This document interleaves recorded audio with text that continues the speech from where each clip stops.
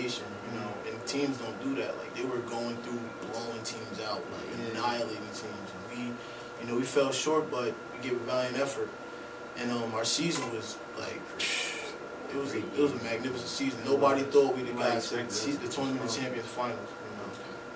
You know. I had a little talk with Coach Hurley after the game, and he made some pretty impressive comments about Plainfield basketball. Did you guys hear about this comment? No. He said that Plainfield has the best basketball community in the state of New Jersey. And he went on to mention the players that are not here, and that you guys did it without them. I mean, how do you guys feel about that? I mean, Hurley's a Hall of Fame coach. He's a legend, a living legend right now. I mean, for that kind of comment, I think that's impressive. I mean, how do you guys feel about that, being a part of something like this? It still didn't sink in yet, but yeah, I think when I get this ring on my finger, it'll kick in. But how about the experience for me, being the first year senior? Didn't think I would get a ring first year. See, I was always a manager for 2 years, and this was my chance, so I knew I had to work hard to try to get this ring. And that's what we did. Okay, now you guys are seniors, so nobody can do nothing to you now. Okay, so I'm gonna ask you some questions about the coaches, so you don't have to worry about anything. Okay, we're gonna start with the top, Coach Zabriskie. Coach Zabriskie. You had him for 3 years. You had him for 3 years, Coach Zabriskie, he's a get-in-your-face coach, you know. And I mean, he'll say some hurtful stuff sometimes. Like he done put me down a couple times to the point where I just like about to lose my head and just spaz. But you know, I mean, he does it all in love because he wants to get you better. You know, he gets in your face, spit just rushing out his mouth. It's crazy. Oh man, especially in the huddles, like coach. Oh man. But coach, like he's the kind of coach like he gets texts, but that's to show that he cares for his team. You know, like if refs are calling a bad game, he loves us. You know, he loves all his players, so he will get out there and get a technical foul to protect his players. Okay, how about Delano? How about Coach Delval? I mean, I hear about the rings and all this stuff going on. He got so many rings. Before the first day game, he came, had 3 rings in his hand. He was like, "Whoa!" The whole team was like, "He's like, yeah, y'all can have a chance to get this." So he was like, "Yeah, we gonna get that." So from there on, he's been practicing with us, going hard in the gym every day after school. He's a cool guy. Yeah. How about Mike Garvey? Oh man. Yeah, another thing too. Do you guys know? I mean, Mike is really a living legend here too. You know? Mike is Mike. Mike Gold. Yeah. So you got any comments? You guys are seniors, man. Let it out. Go ahead. Yeah, bro. When I start, Mike Gold. Man, he just motivated. I mean, motivated, man. Mike's probably. Yeah, Mike is probably a key contributor to our success this year because last year Coach Bresci was here, but our coaching staff last year wasn't as hands-on as Mike. Mike practiced with us. Mike pushed us.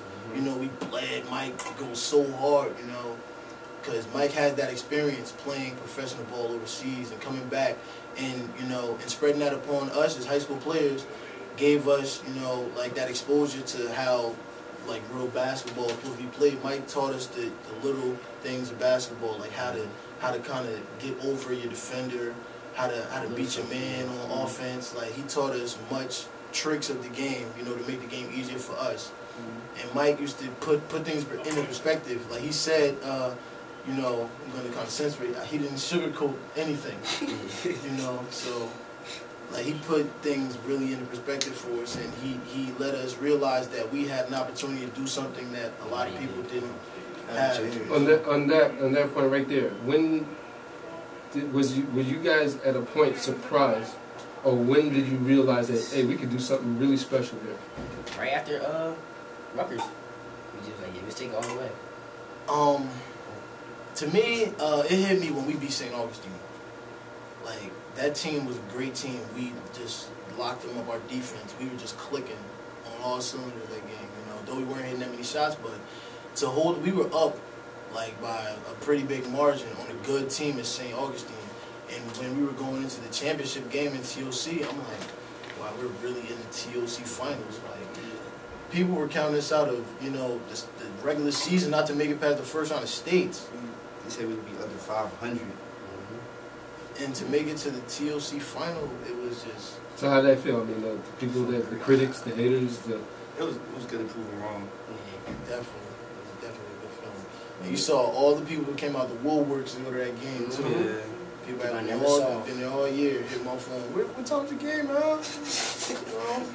I'm told 8 o'clock, man. Be there, see there. So how do you guys feel about the Plainfield following? I mean, you know, a lot of people have been following you guys for a while. And they travel hours to come check you guys out. I mean, and you know, Alan, you know, I mean, you get some jeers, you get the cheers. Yeah. Same goes for you guys. I mean, how do you guys feel about the Plainfield fans? Plainfield fans are like all coaches. Yeah. They all coaches in their seats. They're all coaches, like from the top, from the women to the men, the kids, everybody's a coach in the stands. Now, when y'all won that Group 3 championship, I saw a lot of emotions on the floor from all of you guys. You saw that classic picture with you, Delano. You know, I saw you, Vaughn, running across the floor. Alan, you know. Oh man, it hit me. Oh. But I mean, what did you think with the fans? I mean, you're in that stadium. It's in the fourth quarter. Burlington ties the game up, but we're screaming defense, defense. I mean, I think we was about to lift the Raptors off the roof. I mean, how did you guys feel on the floor at that point?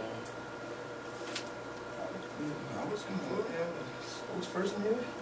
Go ahead, bro. I was on the floor. Well, fourth quarter came and we made that run, and we kind of iced the game when I think. Who was it went to the free throw line? Maybe I think it was Sekou went to the free throw line and iced some free throws and made us go up 7 or 8. And it really like hit me. 4 years all my life I've really been just striving to get a high school basketball state championship. You know, and many teams I've been on, we fell short of that goal. And like for me to accomplish that, it was just like the best feeling in the world. So, you know. It kind of hit me real hard, so I kind of, you know, shed a couple tears, but no. All right, I got one for you, you know, we can't go through this whole interview without asking the Tyrone question. Okay? You try to avoid especially with you, Alan. You played with Tyrone probably longer than anybody else here in Plainfield. I mean, how was it to play your last year of basketball without him? Coming into the year, I kind of, at first I was thinking like it was going to be a lot different because we relied on him for a lot. You know, he contributed a lot for our program, Plainfield basketball. But you know, I figured, you know, Sekou was a very talented point guard, and he had the ability to step in and take the lead for what Tyrone was, you know, leaving with. And Sekou definitely fulfilled those shoes in a big way. And though our team assisted him, a lot fell on his shoulders that when Tyrone left, that he was going to be the next point guard. Plainfield is a point guard city. Like we always have point guards. And Sekou has definitely showed the world that he can carry the load of what Tyrone left. All right, I got 2 more questions. Let you guys get out of here. All right, college plans and what you're planning on majoring in, if that's the choice that you go make. I'm planning to play football in college. I might be ending up going to Rome University. I plan on playing basketball. I want to major in criminal justice. I might end up at Felician College. Well, I'm going to be a sociology major in college. I plan on. I'm undecided still, but you know my top 3 right now are Elizabeth City State University, Rutgers Newark, and Montclair State University. Okay, last question. All right, 5 years from now. Sure. All right, you'll probably be out of college and so forth. Where will you be? 5 years from now, I hope to be coaching a team somewhere, you know, just trying to give back to a community, hopefully Plainfield. Hopefully I'll be in this school just helping, you know, the basketball